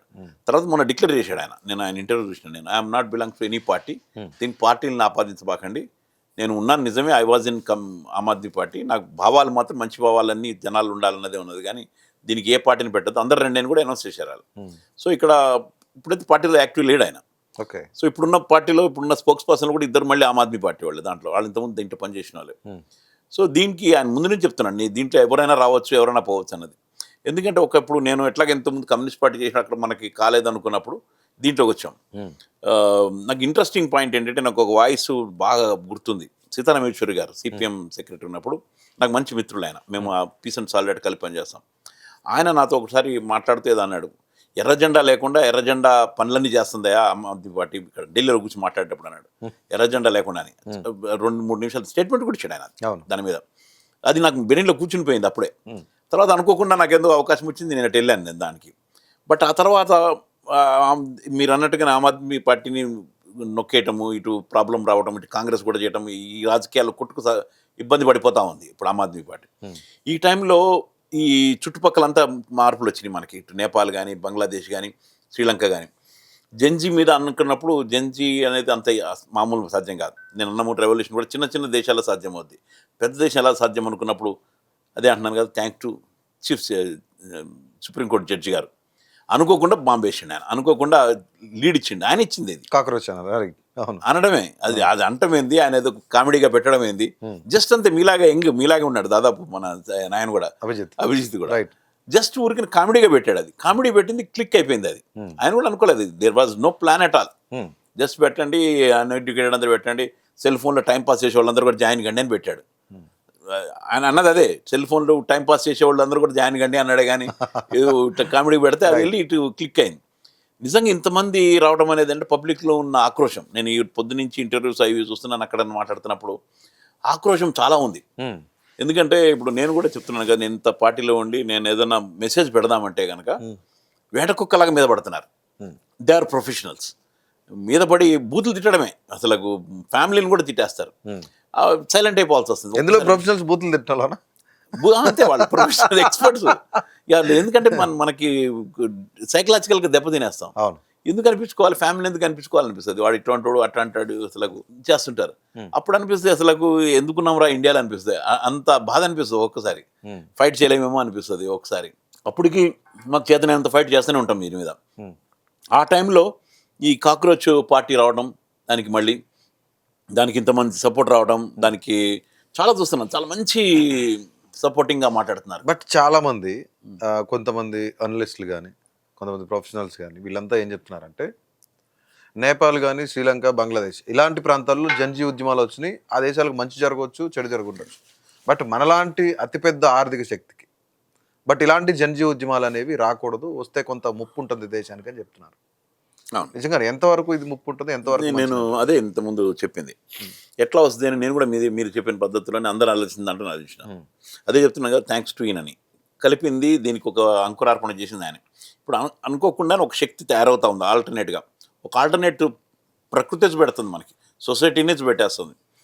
ఎలాగంటే ఇప్పుడు అక్కడంటే కనుక నీకు రాచరిక వ్యవస్థ ఉండే నేపాల్లో, బంగ్లాదేశ్ అదే పద్ధతిలో ఉండే, అక్కడ కూడా దాదాపు అంతే, ఎంతో శ్రీలంక కూడా అక్కడ ఈజీ రావడం అనేది. ఇక్కడ అన్ని రాష్ట్రాలు, ఇంత వ్యవస్థ, ఇంత మిలిటరీ, ఇంత పెద్దది ఉన్నప్పుడు రావడం అనేది కష్టం. అటువంటి తిరుగుబాటు కాదు ఇక్కడ వచ్చేది. ఇక్కడ తిరుగుబాటు ఓట్ల ద్వారానే వస్తుంది. ఇవాళ ఆల్రెడీ చర్చ జరుగుతూనే ఉంది. ఇవాళ పొద్దు నుంచి చూస్తున్నాను నేను. మరి ఆయన అన్నాడా లేదా నేను వినలేదు ఆయనది. ఇది వారణాసిలో కాంటెస్ట్ చేస్తానని చెప్పాను. అది ఇట్స్ వెరీ ఇంట్రెస్టింగ్ థింగ్. ఆయన కాంటెస్ట్ చేస్తాడా లేదా పక్కన పెడితే, ఎందుకంటే హీఈస్ మరీ అంత మెచ్యూర్డ్ ఉన్నాడని నాకు అనిపించలే, ఫ్రాంక్లీ టు బి స్పీక్. ఆయనకు మనుషులు కావాలి. సోనం వాంగ్చుక్ వచ్చాడు. నేను ఇక్కడ ఒక 4-5 days నుంచి రిటైర్డ్ ఐఏఎస్ ఆఫీసర్ని కొంతమంది కాంటాక్ట్ చేశాను నేను. తర్వాత కొంతమంది బ్యూరోక్రాట్స్ని కాంటాక్ట్ చేశాను, కొంతమంది సీనియర్ ఎడ్యుకేటెడ్ కొంతమంది ప్రొఫెసర్స్ని, వైస్ ఛాన్సలర్ని కాంటాక్ట్ చేశాను నేను. They are very much interested. ఇటు వచ్చి దే ఆర్ వాచింగ్. చూద్దాం సుధాకర్ గారు ఎలా చేద్దాం అన్నది. ఎందుకంటే మేము ఫ్రస్ట్రేషన్లో నేనైతే, నాకు ఎందుకంటే నేను నా లైఫ్ అంతా ఒక మంచి సొసైటీ నిర్మించడానికి అని అనుకున్న దాంట్లో సాధించలేకపోయాను అన్నది ఒక నిరాశ నాకైతే ఉంది. ఎందుకంటే కమ్యూనిస్ట్ పార్టీలో నేను వెళ్ళినప్పుడు లాల్ కిలేపల్, లాల్ నిషాన్, మాంగ్రా హాయ్ నౌజవాన్ అని చెప్పి మేము అనుకున్నాం. ఎర్రకోటపై ఎర్ర జెండా ఎగరేస్తామన్న అప్పుడు బీహార్లో ఎక్కడ చూసినా కమ్యూనిస్ట్ పార్టీ ఉండేది. 65 సీట్లు దాదాపు పార్లమెంట్లో ఉండేవి. ఇక వచ్చేస్తుంది అనుకున్నాం. మాది ఇంద్రజిత్ గుప్తా గారు హోమ్ మినిస్టర్ ఉండే. ఇప్పుడు ఏదైతే అమిత్ షా కూర్చున్నాడు సీట్లో, ఆ సీట్లో అంతకుముందు కమ్యూనిస్ట్ పార్టీ హోమ్ మినిస్టర్ కూర్చున్నాడు. ఈయన చతురాన మిశ్రా గారు ఉండే. ఎందుకు జ్యోతి బసు గారిని ప్రైమ్ మినిస్టర్కి రమ్మని అడిగారు. ఆ పరిస్థితుల నుంచి ఈ రోజు ఎక్కడికి ఓడిపోయినాయి కమ్యూనిస్ట్ పార్టీలు. నిజంగా వెరీ అన్ఫార్చునేట్. దీని తర్వాత కాదేమో అనుకున్న పరిస్థితుల్లో మళ్ళీ ఆమ్ ఆద్మీ పార్టీ లాంటిది వచ్చి వస్తేమో అనుకున్నాం. మళ్ళీ దీనికి కూడా అడ్డుకట్టబడ్డాయి. దీన్ని ఎందుకు అడ్డుకట్టబడ్డది అంటే కనుక ఇప్పుడు ఉన్న బీజేపీ ప్రభుత్వం ఏదైతే ఉందో ఎక్కడదక్కడ నొక్కేస్తుంది అందరినీ. బట్ ఇప్పుడు అంటే మీరు చెప్పే విధానం చూస్తే ఒకప్పుడు కమ్యూనిస్ట్ పార్టీ, తర్వాత ఆమ్ ఆద్మీ, ఇప్పుడు సిజేపీ అంటారా? అయితే సిజేపీ కూడా ఇప్పుడు ఏంటంటే యంగ్స్టర్స్, నేను అందుకని చెప్తున్నాను, సిజేపీ కూడా ఇప్పుడు నొక్కేరని ఏమీ ఆశ్చర్యం లేదు. దీనికి నొక్కకుండా బయటకు రావడానికి అవకాశాలు ఎలా ఉన్నది అన్నదే నాకు ఇంకా అర్థం. బట్ నిజంగానే అది పార్టీగా అవతరించితే, ఒక సోషల్ మీడియా ప్లాట్ఫామ్గా కాకుండా ఒక పార్టీగా అవతరించితే అభిజిత్కి అంత పరిపక్వత ఉందా? లేదండి, నేను అనుకుందని. ఎందుకంటే ఇప్పుడు ఆయన టాక్టిక్స్లో కానీ ప్లాన్లలో కానీ లేదు. అందులో మోరోవర్ ఇంకొక ప్రాబ్లం ఏమొస్తుందంటే, నేను సోషల్ మీడియాలో చాలా ఫేక్ అకౌంట్లు చాలా వచ్చేసినాయి ఈయన పేరు మీద, చాలా వచ్చేసినాయి. ఎవరు ఏంటో కూడా అర్థం కావట్లా. అందులో వచ్చేసిన తర్వాత ఆయన మాట్లాడుతున్నట్టు చాలా ఆడియోలు చూశాను, చాలా చూశాను నేను అది. బట్ ఇక్కడ ఆశ్చర్యమైన విషయం ఏంటంటే, సోనం వాంగ్చుక్ లాంటి వాళ్ళు ఇతరులకు మద్దతు తెలిపారు, అక్కడికి డైరెక్ట్గా వెళ్ళారు, జంతర్ మంతర్కి వెళ్ళారు. అంటే మొత్తం all the way he was there. But అంటే అలాంటి వాళ్ళందరూ కూడా మద్దతు తెలపడానికి వెళ్తే, బట్ ఇతని స్పీచ్ అంతా మెచ్యూర్డ్గా ఇమ్మెచ్యూర్డ్గా కొంత ఉన్నట్టు నేను అందుకనే అంటున్నాను నేను. ఎందుకంటే ఆయన వెనకాల మనుషులు కావాలి. నేను చెప్పాను కదా, ఈ తెలంగాణలో కూడా నేను అడిగాను. అంటే కాక్రోచ్ పార్టీ అనే కాదు, నేను ఇంతకుముందు కూడా నేను వచ్చిన తర్వాత నాతో మాట్లాడుతుంటే కొంతమంది సీనియర్స్ మాట్లాడుతుంటే, లేదు సుధాకర్ గారు ఇట్లా ఉన్నప్పుడు ఇట్లా మనం చేయాలి, మన సీనియర్స్ యంగ్స్టర్స్ కావాలి, నిజంగా యంగ్స్టర్స్ కావాలి. నేను కూడా ఏంటంటే నాకు 70 years వచ్చిన తర్వాత నేను కావాలని, నేను రాజకీయాలు పక్క నుండి నడపాలని, వెళ్ళిపోదామని కాదు, యంగ్స్టర్స్ రావాలి, మీలాంటి వాళ్ళు అంత యంగ్స్టర్స్ రావాలి అని నేను అనుకుని చేద్దాం అనుకున్నప్పుడు యంగ్స్టర్స్ రావట్లేదు లేరు రాజకీయాలు యంగ్స్టర్స్. ఎందుకంటే డబ్బులు పెట్టుకుని దిగేవాళ్ళు ఉన్నారు. ఇంతకుముందు నేను రాజకీయాలు వచ్చినప్పుడు ఏంటంటే ఈ డబ్బులున్న వాళ్ళందరూ ఏం చేసేవాళ్ళు, ఫండింగ్ చేసేవాళ్ళు, ఓకే, చేసి నాయకుల్ని గెలిపించేవాళ్ళు. మంచి నాయకులు అంటే కొంచెం సరిగ్గా కొంత పని చేసేవాళ్ళు, వెనకాల ఫండింగ్ ఉండేది అనుకోండి వాళ్ళకి. కానీ ఇప్పుడు ఏమైంది, డబ్బులున్న వాళ్ళే రాజకీయాలకు వచ్చేస్తున్నారు డైరెక్ట్గా వచ్చేస్తారు. ఇప్పుడు పొంగులేటి శ్రీనివాసరెడ్డి గారు ఎక్కడ ఉండే చక్కని వచ్చి హెలికాప్టర్ ల్యాండింగ్ అయినది. చాలా మంది, నాట్ ఓన్లీ హిమ్, చాలా చోట్ల ఎక్కడ చూసినా కానీ అసలు కొంతమంది గుండగాళ్ళే దిగేస్తున్నారు డైరెక్ట్గా, కొంతమంది పైల్వాన్లే దిగేస్తారు, డబ్బులు పెట్టి దిగేస్తున్నారు. నీకు ఎడ్యుకేటెడ్ ఎక్కడ కనబడుతున్నారు? బట్ అంటే ఇప్పుడు కమ్యూనిస్టులు చేసే రాజకీయాలు వేరుగా ఉంటాయి, మిగతా బూర్జువా పార్టీలు చేసే రాజకీయాలు వేరుగా ఉంటాయి. సో ఇప్పుడు మీరు మనో కమ్యూనిస్ట్ పార్టీ లాగా చూస్తున్నారు ఆప్ని. But compare to communist party, AAP ఏం కమ్యూనిస్ట్ పార్టీ ఏం కాదు.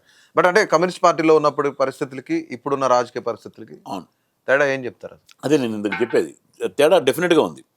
ఎందుకంటే ఇప్పుడు ఆమ్ ఆద్మీ పార్టీగా ఒక కన్స్ట్రక్షన్ లేకుండా పోయింది. ఎందుకంటే ఎడ్యుకేటెడ్గా వచ్చింది, ఆయన ఎడ్యుకేటెడ్ పర్సనాలిటీస్ వచ్చిన తర్వాత నిర్మాణం చేసుకోలేకపోయారు ఆయన. ఆ నిర్మాణం కొంచెం ఇంకా కావాలి ఇంకా.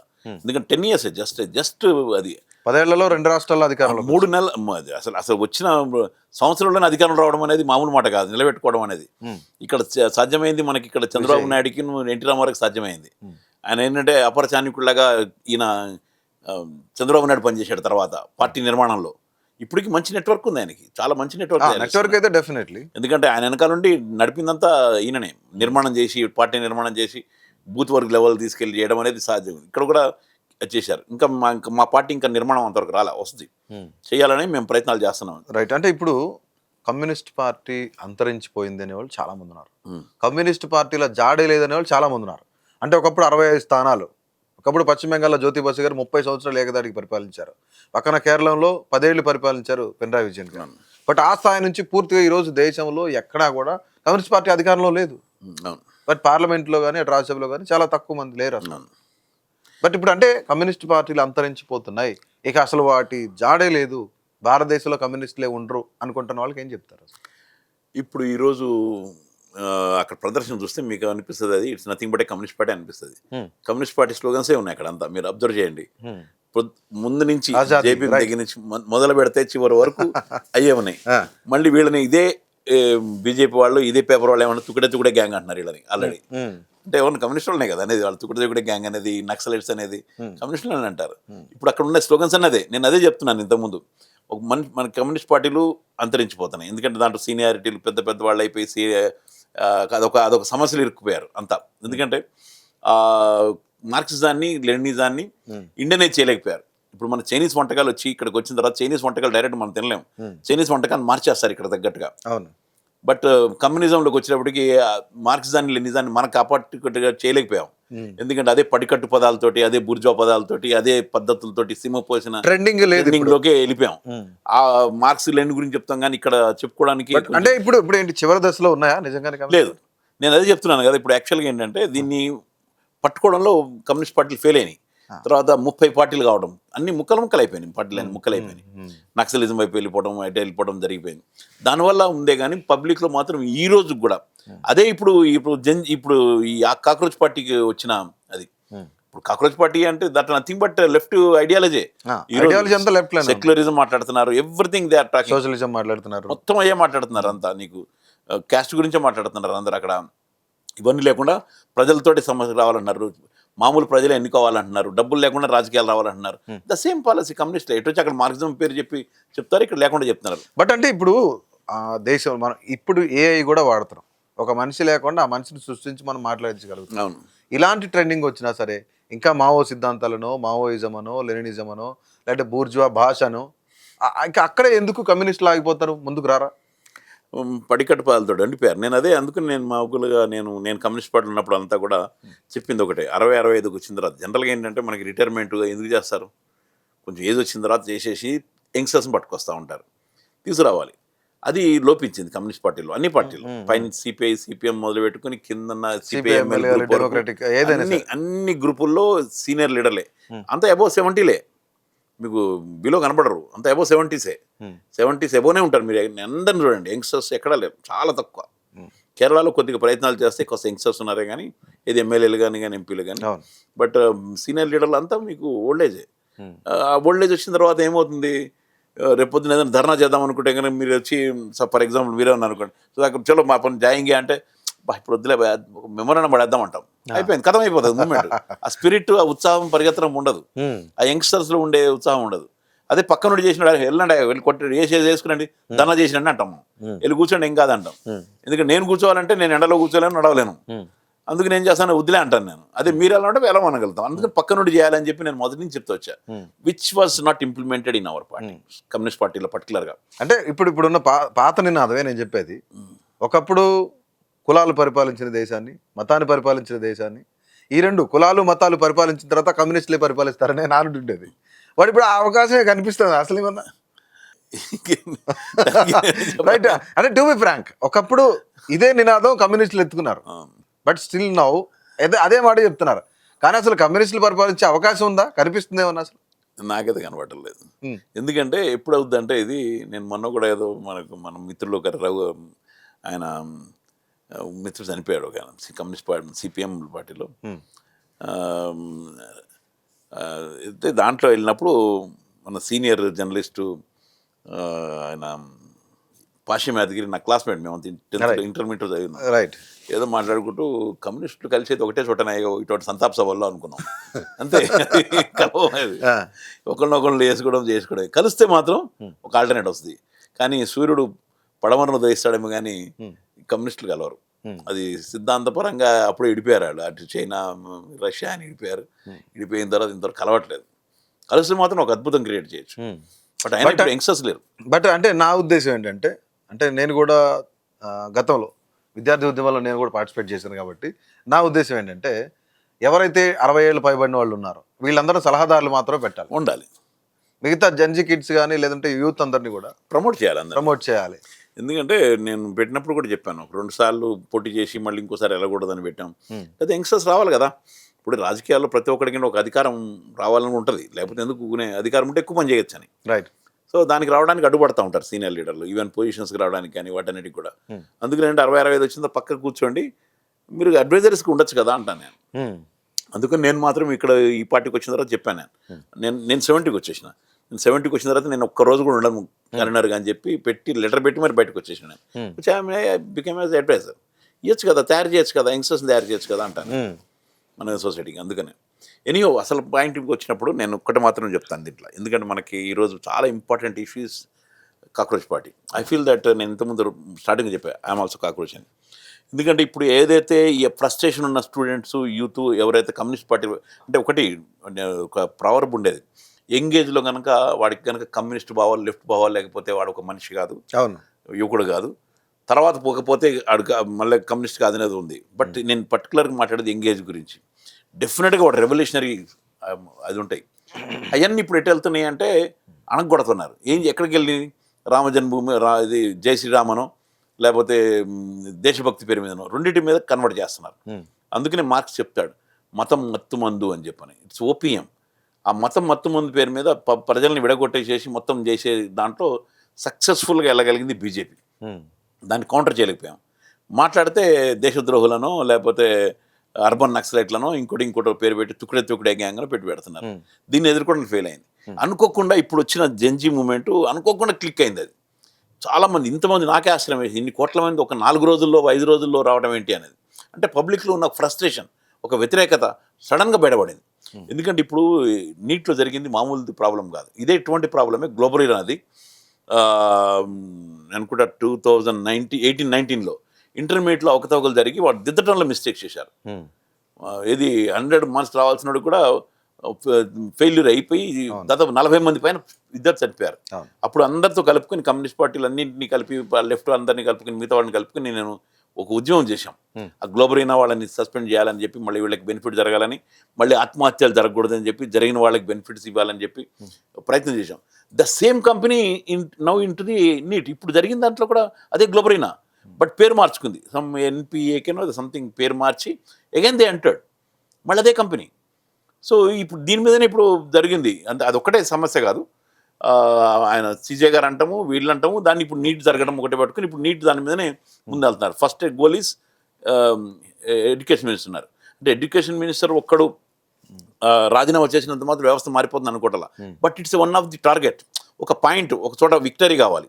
ఎందుకంటే ఇంతకుముందు నాకు తెలిసి నేను రాజకీయాల్లో 50 సంవత్సరాలు ఉంటున్నాను, దాంట్లో ఎక్కడన్నా మిస్టేక్ జరిగినప్పుడు డెఫినెట్గా దానికి సంబంధించిన మినిస్టర్ బాధ్యత వహిస్తాడు. ఎట్టి సారీ అని చెప్తాడు, వెళ్ళి పరామర్శిస్తారు, ఆయన చెప్తారు, రాజీనామా చేస్తారు.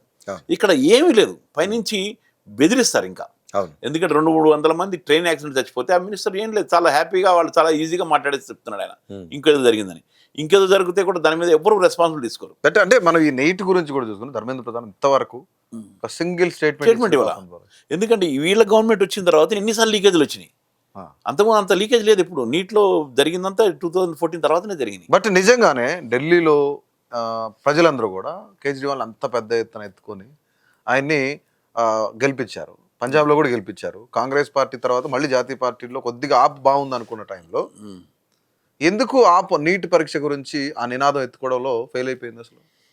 అంటే మాట్లాడారండి, చాలాసార్లు మాట్లాడడం వేరు, దాన్ని మోసుకెళ్ళడం వేరు. నిజంగానే ఒక ఈవెంట్ మాత్రమే చేస్తున్నారు. ఈ రోజున్న ప్రతి రాజకీయ నాయకుడు కూడా, ప్రతి రాజకీయ పార్టీ కూడా, అది కాంగ్రెస్ అయినా ఆప్ అయినా సరే, ఈవెన్ కమ్యూనిస్ట్ పార్టీలు అయినా సరే, ఒక ఈవెంట్ లాగే ఉదయం స్టార్ట్ చేస్తున్నారు, సాయంత్రానికి ఎత్తేస్తున్నారు అంతే. ఎంత ముందు ఎంత కన్సిస్టెంట్ గా నీట్ అంటే ఎంత 6 బలవాన్ మరణానికి పాల్పడ్డారు. ఈ రోజు అభిజిత్ రాగానే అదే చెప్పాడు, 6 చనిపోయారు, అంబేద్కర్ బుక్ తీసి చూపిస్తా ఉన్నాడు, అన్యాయం జరిగింది, ధర్మేంద్ర ప్రధాన్ రాజీనామా చేయాలి, అసలు పార్టీనే బర్తరఫ్ చేయాలి అతన్ని అని చెప్తున్నారు. బట్ ఎందుకు ఆపు విఫలం అవుతుంది, కాంగ్రెస్ పార్టీ విఫలం అవుతుంది, చాలా పెద్ద పెద్ద పార్టీలన్నీ కూడా ఈ నినాదాన్ని ఎత్తుకోవడంలో ఫెయిల్ అయిపోయింది. నేను అనేది ఫెయిల్ అయిపోయినా అంటాను. ఒకటి చేస్తున్నారు ఇప్పుడు ఇక్కడ కూడా, మా వాళ్ళు హైదరాబాద్లో కూడా మా వాళ్ళు చేశారు, చాలా అరెస్ట్ అయ్యారు కూడా, వెళ్ళారు. మళ్ళీ ఈ ముందు పడ్డారు కదా, మనకి ప్రైమ్ మినిస్టర్ వచ్చిన రోజు మా హేమ వీళ్ళందరూ ప్రైమ్ మినిస్టర్ గారికి అడ్డం పడ్డారు. బట్ సార్ నేను అడిగేది ఏంటంటే, ఇప్పుడు యాజ్ ఏ కమ్యూనిస్ట్, అంటే మీరు మాజీ కమ్యూనిస్ట్ అయి ఉండొచ్చు, బట్ కమ్యూనిస్ట్ భావాలు ఉన్న వ్యక్తిగా చెప్పండి, ఆ రోజుల్లో కమ్యూనిస్ట్ పార్టీ ఒక నినాదం తీసుకుందంటే ఖచ్చితంగా డ్రైనేజ్ చేసే వరకైనా పోరాడారు, ఎండ్ అయ్యే వరకు పోరాడారు. బట్ ఈ రోజు కూడా మీ ఆపు నేతలు అయినా సరే మీ మీద పెట్టుకునే నమ్మకాన్ని ఒమ్ము చేస్తున్నారు. ఈ రోజు కాంగ్రెస్ పార్టీ అయినా అదే సరే, ఒక ఈవెంట్ చేస్తున్నారు, ఒక అరగంట చేస్తున్నారు, గంట చేస్తున్నారు, ఒక రోజు చేస్తున్నారు, టిక్ మార్క్ ప్రోగ్రామ్ లాగా అయిపోయినాయి. అంతే, ప్రోగ్రామ్ చేసాం మనం అనిపించుకోవడం కోసం మాత్రమే చేస్తున్నారు. ఒకటి కూడా జరుగుతుందేమోనండి, ఏమవుతుందంటే ఇప్పుడు మీడియా దాదాపు పెద్ద మెయిన్ మీడియా అంతా వెళ్ళిపోయింది, అదంతా మనకేమి సార్పోదిగారు. తర్వాత జనరల్గా ఏంటంటే ప్రింట్ మీడియా కూడా దాదాపు అట్లాగే అయిపోయింది. చాలా తక్కువ, ఇప్పుడు ఎంత పెద్ద చేసినా కానీ పేపర్లో రావడం కానీ వాటికి కానీ లేదు. అది వచ్చినప్పుడు ప్రజలకు తెలుస్తుంది. ఏదో మా వరకు ఫోటోలో పెట్టుకుని మా గ్రూపుల్లో వేసుకోవడానికి సరిపోతున్నాయి కానీ వెళ్ళట్లేదు, చాలా రిజల్ట్ రావట్లేదు, అసలు రిజల్ట్ రావట్లా. దాంతో జనాల్లో కూడా పార్టిసిపేషన్ తగ్గిపోయింది, ఎందుకంటే ఏం చేసినా ఇంతే కదా అని.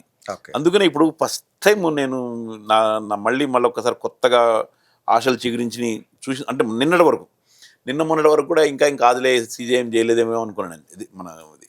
బట్ ఈ రోజు మాత్రం కొంచెం కన్వర్షన్ అక్కడ పొద్దున నేను చూశాను, జంతర్ మంత్రులు ఎంతమంది తక్కువ మంది ఉండే, చాలా తక్కువ ఉండే, స్టార్టింగ్లో చాలా తక్కువ ఉండే, తర్వాత ఒక 3,000 మందికి 4,000 మందికి పెరిగినట్టుంది, ఇంకా పెరిగి ఉండాలి తర్వాత కూడా. అది రావడం కూడా గ్రేటే నాకు తెలిసి, ఎందుకంటే ఇది జనరల్ మూవ్మెంట్ కదా, ఎవరికి పరిచయాలు లేరు, ఈ ఏదో మొబైలైజ్ చేసేది మీరు మనం పట్టుకొచ్చేది కాదు, ఏం లేదు, దాన్నంతా రావాలి. అట్లా తర్వాత వచ్చేసారు, తర్వాత బాగానే అయింది. ముందు భయపడ్డోళ్ళు, యాక్చువల్ నేను కూడా వెళ్దాం అనుకున్నాను, నేను వేరే వాళ్ళని ఇద్దరు మాట్లాడా, ఇంకో రిటైర్ అయ్యేసరి వెళ్దామని అనుకున్నాం, కానీ అక్కడ ఎట్లా ఉంటుందో సిచ్యువేషన్ మనకు తెలియదు, మళ్ళీ ఎందుకు తలకాయ నొప్పి చూద్దాం ఒకసారి అని వెయిట్ చేసాం మేము. అదర్వైజ్ ఇప్పుడు క్లిక్ అవుద్దని అనిపిస్తుంది నాకు, ఎందుకంటే దీనికి మాత్రం మీరు ఇంతకు అన్నట్టుగానే ఆయన Abhishek is a very young, అంత మెచ్యూర్డ్ కాదు, politically he's not matured. So ఆయనకి మంచి టీం కావాలి, అది కూడా పొలిటికల్ టీం, మంచి team and real sincere personalities కావాలి డెఫినెట్గా. అంటే ఇప్పుడు ప్రకాష్ రాజ్ లాంటి వాళ్ళు కూడా ఉండాలి, నేనేమి కాదను. బట్ మరీ ఆయన ఇది ఇంకో ముద్ర పడిపోయాడు, ఆయన ఇది మరీ ఎత్తిస్తాన్ని ముద్ర పడిపోయాడు. ఇక్కడ ఏంటంటే సాఫ్ట్ కార్నర్ కావాలి. ఇప్పుడు ఇక్కడ ఏంటంటే ఊరికే దేవుడు లేడని చెప్పినంత మాత్రాన కాదు ఇది. నేను ఇప్పుడు కూడా అట్లా మాట్లాడాను, ఎందుకంటే మనకి అదొక ఆధారం. ఇప్పుడు దేవుడు ఉన్నాడా లేడా అనేది పక్కన పెడితే ఒక ఎమోషన్, అది ఒక ఎమోషన్ ప్రతి ఒక్కరికి, అది ఎవరి వాళ్ళకి అంతవరకే ఉంచాలి, అంతేగాని అంతకు మరీ వెళ్ళడానికి వెళ్ళకూడదు. మేము ఎప్పుడు కూడా అట్లా కాదు, ఎవ్రీథింగ్ నేను గుళ్ళకి వెళ్తాను, అన్నింటికి వెళ్తాను, ఎటు వచ్చి దాన్ని నమ్మి చేయమని చెప్పి నేను అన్నాను ఎప్పుడు కూడా. ఈ రిలీజన్ ఎవరి రిలీజన్ వాళ్ళదే, అది దానికి అట్లా వరకే అంతవరకు ఉండాలి. కేజ్రీవాల్ ఆ విషయంలో జాగ్రత్త పడ్డాడు. బట్ ఇప్పుడున్న రాజకీయాలను చూస్తే మనం, అంటే ప్రజలు మీరు ఎందాక అన్నారు పార్టిసిపేషన్ తక్కువైపోయింది ప్రజలదని, అంటే నిజంగానే ప్రజలు మారారా లేదంటే పార్టీల రాజకీయ సిద్ధాంతాలు మారాయంటారు ఇక్కడ? సిద్ధాంతాలు బాగున్నాయండి అందరి, ఎవరి సిద్ధాంతాలు బాగాలేదు. బీజేపీ సిద్ధాంతం బాగాలేదా? బ్రహ్మాండంగా ఉంది. కానీ వాళ్ళు పట్టుకుంది ఒకటే పట్టుకుంటారు, రామజన్మభూమి పట్టుకుంటారు, దేశభక్తి పట్టుకుంటారు. సిద్ధాంతాలు వాళ్ళే కూడా బాగున్నాయి. ఏ పార్టీది బాగాలేదు. ఇప్పుడు కమ్యూనిస్ట్ పార్టీలు ముక్కలైపోతే అందరి సిద్ధాంతాలు బాగున్నాయి. అన్ఫార్చునేట్గా ఇంప్లిమెంటేషనే లేదు ఎవరి దగ్గర. కమ్యూనిస్ట్ పార్టీ విషయానికి వస్తే నేను ఒక ప్రశ్న అడుగుతున్నాను. మీరు ఒక 50 ఏళ్ళు ఉన్నారా కమ్యూనిస్ట్ పార్టీలో? Exact 50 years. ఆ కమ్యూనిస్టులు అందరూ పాడుకునే ఒక పాట ఉంది, ఒక్క రోజైనా ఒక్కసారైనా కమ్యూనిస్ట్ గా బ్రతికితే ఆ గొప్ప ఏంటో తెలుస్తుంది. అందులో గొప్పతనం లేక మీరు ఆపుకొచ్చారా? నేను ఇంతకుముందు కూడా చెప్పాను, నేను సీతారాం యేచూరి గారి పేరే రిఫర్ చేశాను.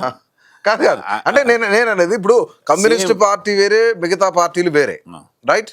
బట్ ఆ రోజు అంత గొప్పగా 50 ఏళ్ళు ఉండి ఆ గొప్పతనాన్ని వదిలి ఎందుకు ఆపులోకి వచ్చారు? అంటే ఒకటి ఏంటంటే కోవిడ్ టైంలో ఒకటి నేను చూసినాను. తర్వాత అక్కడ కోవిడ్ టైంలో మేమంతా ఎర్రజెండా కప్పుకుని వెళ్ళిపోవాలనుకునే వాళ్ళం అంతా. అయితే కోవిడ్ టైంలో చూశాను, ఎర్రజెండా కాదు కదా, తెల్లగుడ్డ కప్పి మొహాన్ కట్టేసేసి పంపించేసి చూసిన నేను, ముట్టుకోకుండా పంపించేసి చూసిన నేను. ఆ తర్వాత ఏంది అనిపించిన తర్వాత మేము జూమ్లో పెట్టి కూడా క్లాసులు మీటింగ్లు పెట్టాను అనుకోండి. కమ్యూనిస్ట్ పార్టీ, నేను కమ్యూనిస్ట్ పార్టీలో నన్ను చేశాం. ఆ తర్వాత ఒక్కసారి మళ్ళీ ఆలోచించిన తర్వాత ఇన్ని సంవత్సరాలు అయిపోయింది, అసలు ఏం సాధించలేకపోయాం అనుకున్నప్పుడు కమ్యూనిస్ట్ పార్టీగా, అంటే నేను కమ్యూనిస్ట్ పార్టీని ఏమీ అంటలేదు, ఇక్కడ ఉన్న కొద్దికి యంగ్స్టర్స్ తగ్గిపోతూ ఉన్నారు. మాలాంటి వాళ్ళమే సీట్లు పట్టు కూర్చుంటున్నాం అక్కడ, కింది నుంచి ఎవరు రావడం లేదు. తర్వాత సిద్ధాంతాలు కూడా ఇంప్లిమెంటేషన్ చెప్పాను కదా, మార్క్సిజం లెనినిజాన్ని కింది వరకు తీసుకెళ్ళడంలో ఫెయిల్యూర్ అయ్యాం. ఎందుకంటే మార్క్స్ ఎంగిల్స్ లెనిన్ అంటే కనుక కింది వర్గాలకి అన్ఎడ్యుకేటెడ్ ఏం తెలుస్తుంది? ఎడ్యుకేటెడ్ వాళ్ళకి ఈ మధ్యన మర్చిపోయారు, అసలు పుస్తకాల్లో లేదు కదా, అందరూ ఎవరా అంటారు ఆయన అంటారు. సో అటువంటి వెళ్ళిపోయిన చోట మనం సిద్ధాంతాలు జాగ్రత్త కొంచెం ప్లాన్ చేయాలి. అది ఇంకెవరు మా దగ్గర మూసపోసిన పద్ధతులు వెళ్ళటం తప్ప వెళ్ళట్లేదు. మార్క్స్ ఏంజల్స్ బుక్స్ అన్ని కూడా 90s కిడ్స్ వరకే పరిమితం. బట్ ఇప్పుడు జెన్జీ కిడ్స్ ఎవరికి తెలీదు లేదు. సో అందుకని అక్కడి నుంచి అయిన తర్వాత ఇంటర్నల్ ఇప్పటి నుంచి నడుస్తుంది అనుకోండి, మాకు ఇంటర్నల్గా కొంచెం మార్పులు చేద్దాం అనుకుంటే కావట్లా. అదే టైంలో నాకు కేజ్రీవాల్ ఈజ్ బెటర్, సేమ్ ఇటు వచ్చి మార్క్సిజం లెనినిజం లేకుండా ఆయన అన్నది ఏంటి, వర్కర్స్ కింద పనిచేసేవాడికి, కష్టపడేవాడికే పదవులు ఉండాలి అన్నాడు. The same thing ideology, same ideology, same. తర్వాత ప్రజలు కట్టే పనులు ప్రజలకే చెందాలి, ఇంకా కాన్స్టిట్యూషన్ ఇంప్లిమెంటేషన్, తర్వాత ఆల్ రిలీజన్స్ ఆర్ ఈక్వల్ అన్నాడు. సేమ్ కదా. ఇటు వచ్చి మార్క్సిజం చెప్పకుండా, ఇది మార్క్సిజం పేరు చెప్పలేదు కానీ బట్ సేమ్ ఇంప్లిమెంట్ చేశాడు ఆయన అండ్ ఎవ్రీథింగ్. తర్వాత నీకు మినిమం బతకడానికి కావాల్సిన అన్నాడు. నీకు కమ్యూనిజంలో చెప్పేది కూడా మినిమం బతకడానికి వాడు తినడానికి కావాల్సిన తిండి ఇవ్వాల్సిందే అని చెప్పాడు. అదే వాట్ హీఈస్ ఇంప్లిమెంటెడ్. నీకు మినిమం కరెంటు, మినిమం వాటరు, ఈ మినిమం కదా మనిషి బతకడానికి ముందు, తర్వాత కదా నీకు జాబ్కి వెళ్తాడు. మినిమం తిండి తిన్న తర్వాత, మినిమం నీళ్లు తాగిన తర్వాత, స్నానం చేసిన తర్వాతనే కదా వాడు జాబ్కి వెళ్ళగలిగేది. ఇది లేకపోతే జాబ్కి వెళ్ళగలుగుతాడు? వెళ్ళాడు. ఇంట్లోనే వాడు ఉంటాడు. వాడు మినిమం హెల్త్ ఫెసిలిటీస్ మినిమం ఉంటే కనుక, ఇంట్లో వాడు చూసుకునే వాళ్ళు ఉంటే కనుక బయటికి పని మీద వెళ్తాడు. ఇంట్లో చూసుకునేవాడు వాడికి ఎమోషన్స్తో గిరిచిన పడి ఉంటే కానీ, జ్వరంతో పడి ఉంటే వీడు బయటకి ఎక్కడికి వెళ్తాడు పని చేయడానికి. కాబట్టి మినిమం ఫెసిలిటీస్ అని ఇవ్వడానికి ట్రై చేసాడు. That what he implement. అందుకని ఇప్పుడు పబ్లిక్ కూడా చాలా ఫీల్ అవుతున్నారు అక్కడ ఆయన ఓడగొట్టినందుకు. రైట్. చివరిగా ఒక మాట, అంటే ఇప్పుడు ఆ పార్టీ ఖచ్చితంగా లిక్కర్ కేసు బిఫోర్ వేరే, ఆఫ్టర్ వేరే అయింది, రైట్? అంటే పూర్తిగా అక్కడ ఉన్నప్పుడేమో టాప్లో ఉన్నారు, ఇక్కడ ఉన్నప్పుడేమో పూర్తిగా డౌన్ఫాల్ అయ్యారు, ఢిల్లీలో కూడా ఓడిపోవాల్సి వచ్చింది. సో ఏంటి అసలు అక్కడికి ఇక్కడ కంపేర్ చేస్తే చూస్తే దాని తర్వాత మళ్ళీ అజెండా ఏంటి అసలు ఆపుది రానున్న రోజుల్లో? అంటే ఒకటండి, ఇప్పుడు దీన్ని ప్రచారం చేయడంలో వాళ్ళు చాలా సక్సెస్ అయ్యారు. శీష్ మహల్ పేరు మీద కానీ, లిక్కర్ దాని మీద కానీ. నిజంగా శీష్ మహల్ కూడా గవర్నమెంట్ కట్టిన బిల్డింగ్ అది.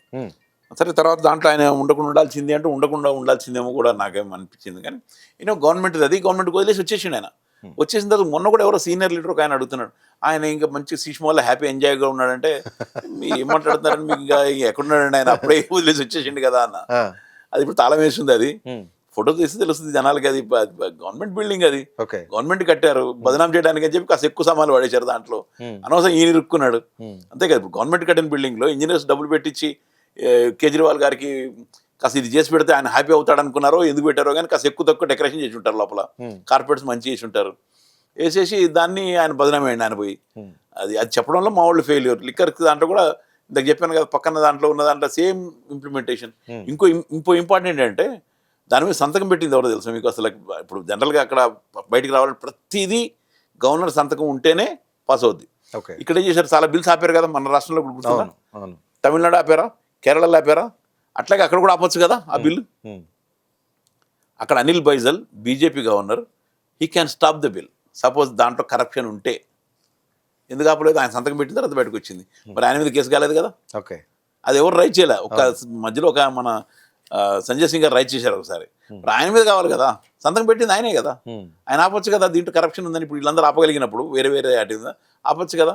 సో ఈ చెప్పడంలో మేము ఫెయిల్యూర్, సోషల్ మీడియా కొద్దిగా ఫెయిల్యూర్ అయి ఉంటుంది. వాస్తవంగా సోషల్ మీడియానే అడ్వాంటేజ్ వాళ్ళకు ఉంది, మీకు చాలా డైలీ పెయిడ్ కదా వాళ్ళు. మా ఫ్రీ టీమ్స్ మా అన్ని ఇది చెప్పడంలో, ప్రచారం చేయడంలో, తర్వాత ప్రమోషన్ చేయడంలో ఏంది తలుచుకుని ఇప్పుడు ఈ కాక్రోచ్ జనతా పార్టీ ఆపట్లేదా? ఆపడేస్తున్నారు కదా, ఎక్కడిదెక్కడ సీజ్ చేసేస్తున్నారు. ట్విట్టర్ ఆపేస్తారు, ట్విట్టర్ ఆపేసారు, అన్నిటి ఆపేస్తారు. వాళ్ళ చేతిలో ఉన్నాయి అంతా. అందుకని మా వాళ్ళు కొంచెం ఫెయిల్యూర్ అయ్యారు దాంట్లో చెప్పడంలో. రైట్. అదర్వైజ్ డెఫినెట్గా ఉండేది అది. రైట్. దాంట్లో సో మొత్తానికి ఇది ఈరోజు ఇంటర్వ్యూ. మరొక ఇంటర్వ్యూలో మరొక ముఖ్యమైన నేతతో కలుద్దాం. అంతవరకు సెలవు. నమస్తే.